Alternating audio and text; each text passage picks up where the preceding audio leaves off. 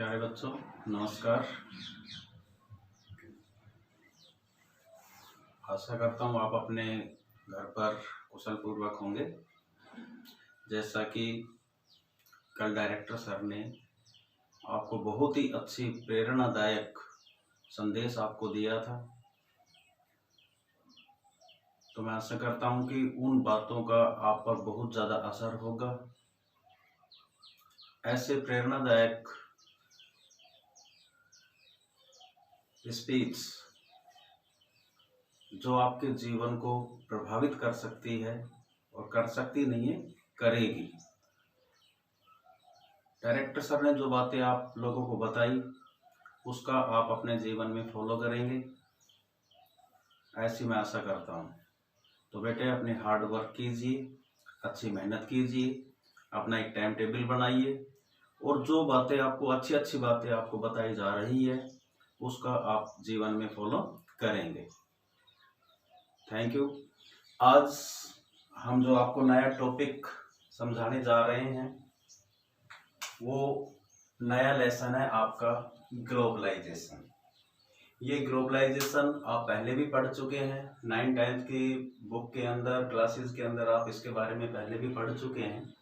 ये ग्लोबलाइजेशन है क्या? What do you mean by globalisation? तो globalisation is the integration of world economy.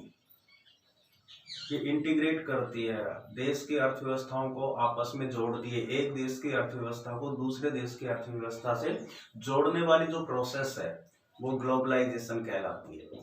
तो ये जो ग्लोबलाइजेशन है एक मल्टी डायमेंशनल कॉन्सेप्ट है।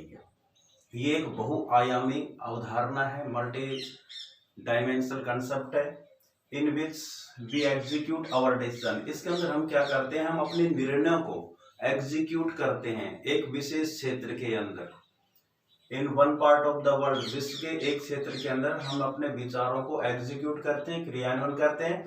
That can play an important role of the people and communities, और उसका उस क्षेत्र के जीवन पर, समुदाय पर उसका बहुत ज्यादा प्रभाव पड़ता है। At far away places of the world, विश्व के जो सुदूरवर्ती जो देश है, दूर दूर जो क्षेत्र है, उनके अंदर अपने विचारों को क्रियान्वयन करना, ताकि उन देश के लोगों को और समुदाय को उन विचारों से फायदा पहुंचे।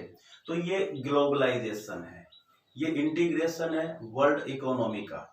इंटीग्रेशन है ये एक देश की अर्थव्यवस्था को दूसरी अर्थव्यवस्था के साथ जोड़ना। इस ग्लोबलाइजेशन से संसार के बहुत से देशों को फायदा भी होता है और नुकसान भी है। इसका नेगेटिव इम्पैक्ट भी है और पॉजिटिव इम्पैक्ट भी है। नकारात्मक और सकारात्मक दोनों इसके प्रभाव विश्व पर पड़ते हैं। अलग अलग देशों पर इसका प्रभाव अलग अलग है। ये जो ग्लोबलाइजेशन के अंदर जो मेन रोल प्ले करते हैं, इसमें आप ध्यान रखिए, ये जो ग्लोबलाइजेशन एक कंसेप्ट ऑफ फ्लो की एक अवधारणा होती है। ये फ्लो क्या है, किन किन चीजों का फ्लो होता है, उन पर आप ध्यान देंगे। इसमें कैपिटल का फ्लो होता है, गुड्स का फ्लो होता है, पीपल का फ्लो होता है। ये वस्तुएं, फ्लो, कैपिटल और पर्सन्स एक स्थान से दूसरे स्थान पर जाते हैं। और इस ग्लोबलाइजेशन के अंदर जो मेन रोल प्ले किया है, मेन रोल प्ले करता है इसके अंदर टेक्नोलॉजी, प्रौद्योगिकी के द्वारा। जो टेक्नोलॉजी है, इंफॉर्मेशन टेक्नोलॉजी है, उसके द्वारा goods, persons, capital one country to another country flow करते हैं, प्रवाह करते हैं, एक स्थान से दूसरे स्थान पर ये जाते हैं। तो इसी के बारे, इसके आगे हम इसके राजनीतिक, इसका पॉलिटिकल, कल्चरल और इकोनॉमिक इम्पैक्ट बताएंगे कि अलग अलग देशों पर इनका क्या क्या प्रभाव पड़ा और इंडिया पर इसका क्या इम्पैक्ट हुआ, इसका क्या प्रभाव पड़ा है ग्लोबलाइजेशन का। वो सारी चीजें इसके अंदर हम आपको बताएंगे।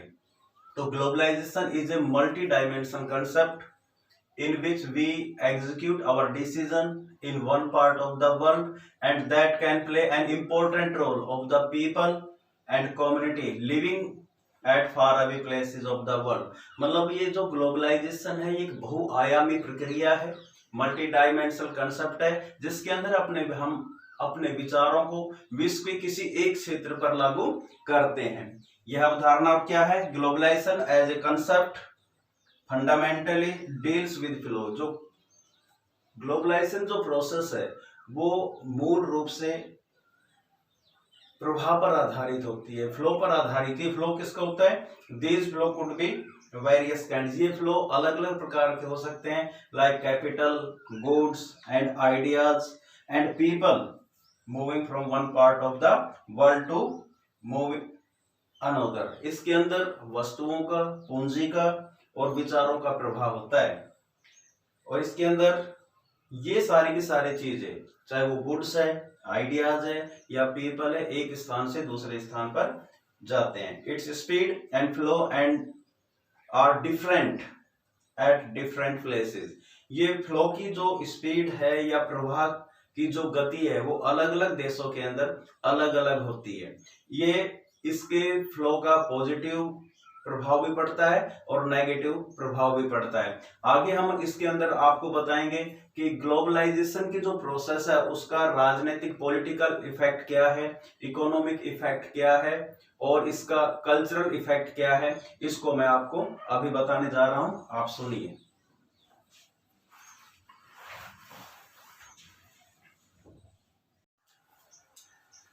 तो बेटा, वैश्वीकरण का जो असर है विश्व के अंदर, उसका राजनीतिक असर भी हुआ है, उसका इकोनॉमिक इफेक्ट भी हुआ है और उसका सांस्कृतिक इफेक्ट भी हुआ है।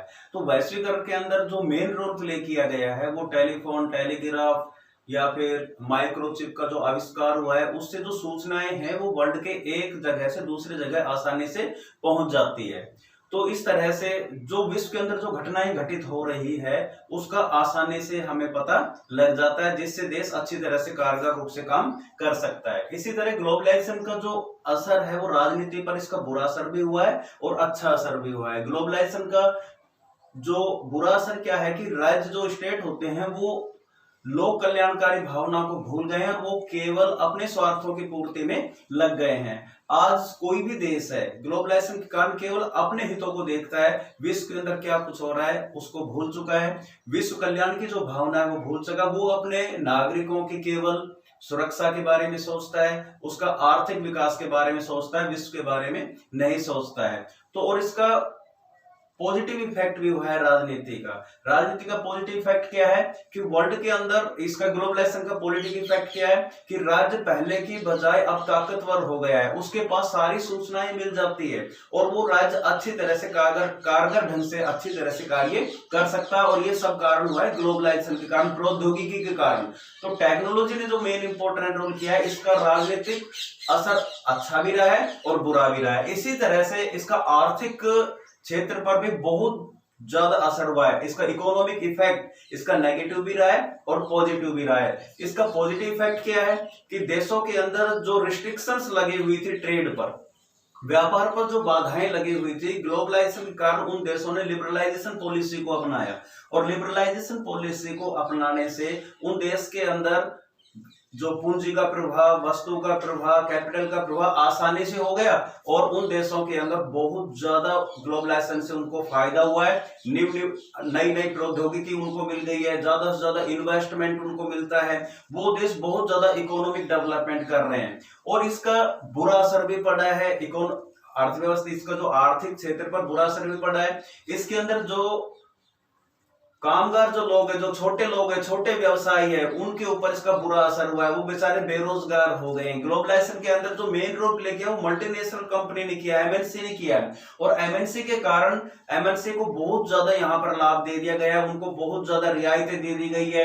Flexibility in the labour law, ये उनको अधिकार दिया गया है। उन मल्टीनेशनल कंपनी के लिए क्या किया गया कि SEZ सेजेस का निर्माण किया गया। यदि कोई मल्टीनेशनल कंपनी यदि उस सेजेस के अंदर अपनी प्रोडक्शन यूनिट्स लगाती है तो पहले 5 वर्षों में, इनिशियल टाइम ऑफ 5 इयर्स, उनको कोई भी टैक्स पे करना नहीं पड़ता है। लेकिन जो हमारे छोटे कामगार है, जो मजदूर है या कम पढ़े लिखे लोग हैं, उसके ऊपर ग्लोबलाइजेशन का बहुत बुरा असर हुआ है, वो ज्यादातर बेरोजगार हो गए हैं। इसी तरह से globalization also effect on cultural aspect, सांस्कृतिक प्रभाव भी ग्लोबलाइजेशन का बहुत ज्यादा है। एक देश दूसरे देशों के साथ मिलते हैं, उनकी संस्कृति का इंटीग्रेशन होता है, लेकिन इस सांस्कृतिक इंटीग्रेशन के कारण संस्कृति भी बहुत ज्यादा विलुप्त हो रही है। केवल पश्चिमी संस्कृति को ज्यादा लादा जा रहा है। वास्तव में जो देश की जो पारंपरिक जो संस्कृति थी उसका वो प्राय उसका लॉस हो रहा है और पश्चिमी संस्कृति ज्यादा प्रभावी हो रही है। जो पश्चिमी जो संस्कृति है, जो वेस्टर्न जो कल्चर है वो ज्यादा लागू हो रही है और देशों की जो वास्तविक जो कल्चर है उसका बहुत ज्यादा लॉस हो रहा है। तो इस तरह ग्लोबलाइजेशन का पॉलिटिकल पर भी बहुत ज्यादा इफेक्ट होता है और इसका कंट्रीज की इकोनॉमी पर भी बहुत ज्यादा असर होता है और कल्चरल एस्पेक्ट है, जो सांस्कृतिक प्रभाव है ग्लोबलाइजेशन का, वो भी बहुत नेगेटिव भी है और पॉजिटिव है।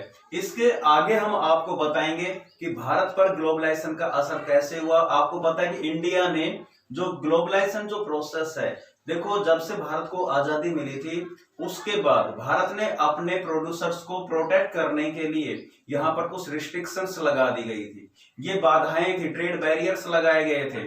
उन ट्रेड बैरियर्स को इंडिया ने 1991 में हटाया, उनको रिमूव कर दिया और भारत ने एक न्यू इकोनॉमिक पॉलिसी अपनाई जिसके अंदर प्राइवेटाइजेशन, ग्लोबलाइजेशन और लिबरलाइजेशन पॉलिसी को अपनाया था। लिबरलाइजेशन के अंदर क्या होता है, सारी की सारी जितनी भी रिस्ट्रिक्शन होती है वो रिमूव कर दी जाती है, वो हटा दी जाती है।